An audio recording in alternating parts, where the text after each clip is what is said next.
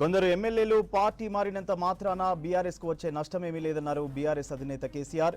సిద్దిపేట జిల్లా Erravalli farm house లో కేసీఆర్ ను ఎమ్మెల్యేలు హరీష్ రావు, వేముల ప్రశాంత్ రెడ్డి, కేపీ వివేకానంద గౌడ్, మాగంటి గోపీనాథ్, ముఠా గోపాల్, మాధవరం కృష్ణారావు, అరికెపుడి గాంధీ, ప్రశాంత్ గౌడ్ కలిశారు. పార్టీలో జరుగుతున్న పరిణామాలపై చర్చించారు. పోచారం శ్రీనివాస్ రెడ్డి పార్టీ మారడాన్ని పెద్దగా పట్టించుకోవాల్సిన అవసరం లేదన్నారు. మరోవైపు ఎవరూ తొందరపడొద్దని సూచించారు కేసీఆర్. ఇలాంటి పరిణామాలు ఆనాటి వైఎస్ హయాంలోనే జరిగాయని, అయినా మనం భయపడలేదని కేసీఆర్ గుర్తు చేశారు. రేపటి నుంచి వరుసగా ఎమ్మెల్యేలు, ఎమ్మెల్సీలతో భేటీలుంటాయని స్పష్టం చేశారు. ప్రజలకు ఇచ్చిన హామీలను అమలు చేయడంలో రేవంత్ రెడ్డి విఫలమయ్యారని విమర్శించారు. రాష్ట్రంలో లా అండ్ ఆర్డర్ పూర్తిగా దెబ్బతిందని అన్నారు. భవిష్యత్తులో మంచి రోజులు వస్తాయన్నారు కేసీఆర్. ఫామ్ హౌస్ లో ఎమ్మెల్యేలతో కేసీఆర్ సమావేశానికి సంబంధించి మరిన్ని డీటెయిల్స్ షరీఫ్ అందిస్తారు. షరీఫ్, కేసీఆర్ సమావేశానికి సంబంధించి అప్డేట్స్ ఏంటి? పోస్ట్ లంచ్ వరకు అందుబాటులో ఉన్న ఎమ్మెల్యేలంతా కూడా రావాలని చెప్పి కేసీఆర్ నుంచి వచ్చినటువంటి ఫోన్ కాల్ సారాంశం అది. ఈ సమావేశానికి సంబంధించి మాత్రం అధికారికంగా పార్టీ తరఫు నుంచి చెప్పనప్పటికీ మీటింగ్ అయిపోయిన తర్వాత ఒక వీడియోని పార్టీ తరఫు నుంచి రిలీజ్ చేశారు. ఆ వీడియోలో వాళ్ళతో మాట్లాడుతున్నట్టు కేసీఆర్ నేరుగా వాళ్ళతో ఇంటరాక్ట్ అవుతున్నట్లుగా కూడా ఉంది.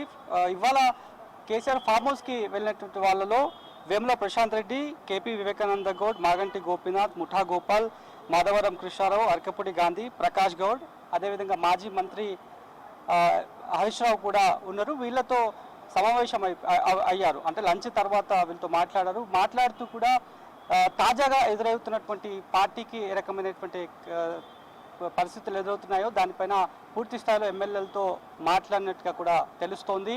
సో మరోవైపు పార్టీ మారినటువంటి వాళ్ళతో పార్టీకి పెద్దగా నష్టం వచ్చేది ఏంది లేదు. ఖచ్చితంగా ఇప్పుడు కాదు, ఇలాంటి ప్రతికూల వాతావరణం ఆనాటి వైఎస్ సర్కారులోనే చూసినాం. అప్పుడు కూడా ఎదురొడ్డినం, కష్టపడ్డం, నిలబడ్డం అనేటువంటి విషయాన్ని, అదే ఆత్మస్థైర్యాన్ని ఎమ్మెల్యేల్లో నింపే ప్రయత్నం కేసీఆర్ చేసినట్టుగా కూడా పార్టీలో అంతర్గతంగా చర్చ జరుగుతోంది. మరోవైపు మొన్న రీసెంట్గా పార్టీ మారినటువంటి జగిత్యాల ఎమ్మెల్యే అంశాన్ని ప్రస్తావించడం, ఆ తర్వాత మాజీ స్పీకర్గా అదేవిధంగా ఎమ్మెల్యేగా పార్టీకి విధేయుడిగా ఉన్నటువంటి పోచారం శ్రీనివాస్ రెడ్డి కూడా ఆయన కూడా పార్టీ మారినటువంటి అంశం పైన కూడా ఎవరు పార్టీ వీడినా బీఆర్ఎస్ పార్టీకి కలిగే నష్టమేం లేదు, ఎవరు కూడా అధైర్యపడొద్దు, గందరగోళానికి గురి కావద్దు అనేటువంటి విషయాన్ని ఓపిక పట్టాలి. ఇప్పటికే కాంగ్రెస్ పార్టీ ప్రభుత్వంలోకి వచ్చిన తర్వాత 6 నెలలు గడుస్తున్నప్పటికీ అమలు కానీ హామీలు ఏవైతున్నాయో అవే తిరిగి మళ్ళీ కేసీఆర్ని కోరుకుంటారు, బీఆర్ఎస్ పార్టీని జనం కోరుకుంటారు. ఇప్పటికే వ్యతిరేకత వచ్చేసింది. ఈ తక్కువ కాలంలో కాంగ్రెస్ కూడగట్టుకున్నటువంటి ఏదైతే అపవాదం ఉందో అది ఏ పార్టీ కూడా కూడగట్టుకోలేదు. కాబట్టి కాస్త ఓపిక పట్టింది, పక్క చూపులు చూడొద్దు, వేరే ప్రలోభాలకు లొంగొద్దు, ఎవరి మాటను వినొద్దు, పార్టీని అసలే వీడొద్దు అనేటువంటి విషయాలను పూర్తి స్థాయిలో బ్రెయిన్ వాష్ ఎమ్మెల్యేలతో కేసీఆర్ చేసినట్టుగా కూడా తెలుస్తోంది. ఇప్పటికే ఒకవైపు ప్రతికూల వాతావరణంలోనే ఎన్నికల్ని ఫైట్ చేసింది. అటు పట్టభద్రుల ఎన్నికలు కావచ్చు, ఆ తర్వాత లోక్సభ ఎన్నికలు కావచ్చు. అప్పటి నుంచి కూడా ప్రతికూల వాతావరణమే నెలకొంటుంది. అంతకంటే ముందు, ఎన్నికల కంటే ముందు కొంతమంది పార్టీని వీడరు, మరికొంతమంది ఉమ్మడి మెదక్కి సంబంధించినటువంటి బీఆర్ఎస్ ముఖ్య నేతలంతా కూడా కాంగ్రెస్ పార్టీతో వెళ్ళడము, కాంగ్రెస్ పార్టీలో మాట్లాడము, అక్కడ మా సీఎంతోనే నేరుగా మాట్లాడిన తర్వాత అంటే పార్టీ మారినటువంటి అంశం పైన వాళ్ళు క్లారిటీ ఇవ్వకపోయినప్పుడు కూడా అభివృద్ధి కోసం వెళ్తున్నానని చెప్పిన తర్వాత కూడా మళ్ళీ కొద్ది రోజులు దాటగానే వాళ్ళంతా కూడా పార్టీలో కొంతమంది జాయిన్ అయినటువంటి సిచ్యువేషన్స్ కూడా ఉన్నాయి. కాబట్టి ఇప్పటికే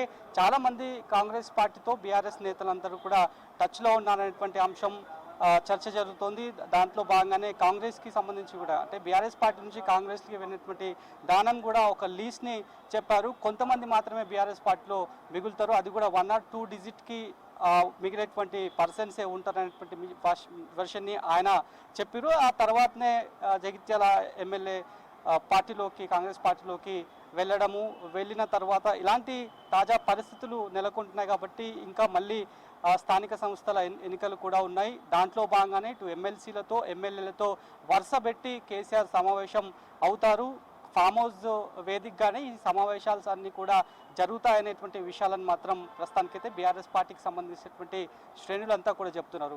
మరికొంతమంది మాత్రం సమావేశానికి వెళ్ళలేదు.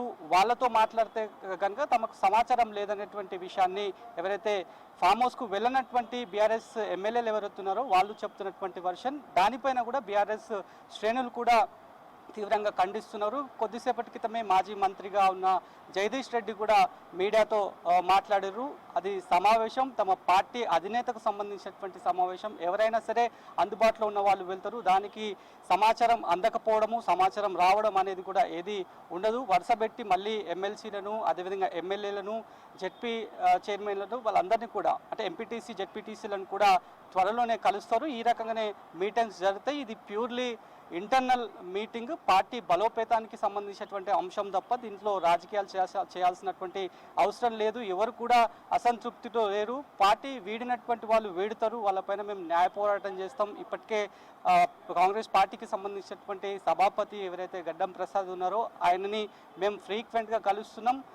మొన్న రీసెంట్గా జరిగినటువంటి అజయ్ కుమార్ అంశంలో కావచ్చు, ఆ తర్వాత పోచారం శ్రీనివాస్ రెడ్డి, అంతకుముందు దానం నాగేందర్, ఇంకా కాలేయాదే చాలామంది కూడా పార్టీలు మారినటువంటి సందర్భాలు కూడా ఉన్నాయి. కాబట్టి వాళ్ళపైన మేము చట్టపరంగా న్యాయం కోసం వెతుకుతాం. ఆ తర్వాత అక్కడ న్యాయం జరగకపోతే, శాసన సభాపతి దగ్గర న్యాయం జరగకపోతే హైకోర్టుకి వెళ్తాం, వెంటనే సుప్రీంకోర్టుకు కూడా వెళ్తాం. సుప్రీంకోర్టులో కూడా కొన్ని వెసులుబాటు ఉంది కాబట్టి ఖచ్చితంగా మేము విడిచిపెట్టేదే లేదనేటువంటి విషయాలపైన మాత్రం కాంగ్రెస్కి సంబంధించినటువంటి ముఖ్య నేతలంతా కూడా చెప్తున్నటువంటి సిచ్యువేషన్ అయితే కనిపిస్తోంది. మరి ముందు ఏ రకమైనటువంటి పరిస్థితులు బీఆర్ఎస్ పార్టీకి ఎదురైతాయి? ఇప్పటికే ఆత్మస్థైర్యాన్ని ధైర్యాన్ని నింపే ప్రయత్నం, అటు లీడర్లో క్యాడర్లో నింపే ప్రయత్నం నేరుగా కేసీఆర్ సెంట్రిక్గానే జరుగుతున్నాయి. సో అంతకంటే ముందే పార్టీకి మొదట్లో ఇద్దరు ముగ్గురు టచ్లో ఉన్నారు, ఇద్దరు ముగ్గురే వెళ్ళారు అనేటువంటి సిచ్యువేషన్స్లో కేసీఆరే నేరుగా బీఆర్ఎస్ భవన్లో ఒక మీటింగ్ని ఏర్పాటు చేసి అప్పుడు మాట్లాడిన తర్వాత, అప్పుడు కూడా స్పీచెస్ ఆయన ఇచ్చిన తర్వాత కూడా మరికొంతమంది జాయిన్ అయినటువంటి సిచ్యువేషన్స్ ఉన్నాయి. ఇంకొంతమంది అధికార పార్టీతో టచ్లో ఉన్నారనేటువంటి చర్చ కూడా ఉంది. కాబట్టి ఇలాంటి తరుణంలో మరి కేసీఆర్కి సంబంధించినటువంటి అంటే నింపినటువంటి ధైర్యం కావచ్చు, లీడర్లకు చెప్పినటువంటి అష్యూరెన్స్ కావచ్చు, వాటిని కేసీఆర్ని నమ్మి బీఆర్ఎస్ పార్టీని పట్టుకునే ఉంటారా? నెక్స్ట్ బీఆర్ఎస్ పార్టీకి సంబంధించినటువంటి భవిష్యత్ కార్యాచరణ ఏం ఉండబోతుంది అనేటువంటి ఒక ఇంత ఇంట్రెస్టింగ్ చర్చనైతే బీఆర్ఎస్ పార్టీలో నెలకొంది. Thank you Sharif.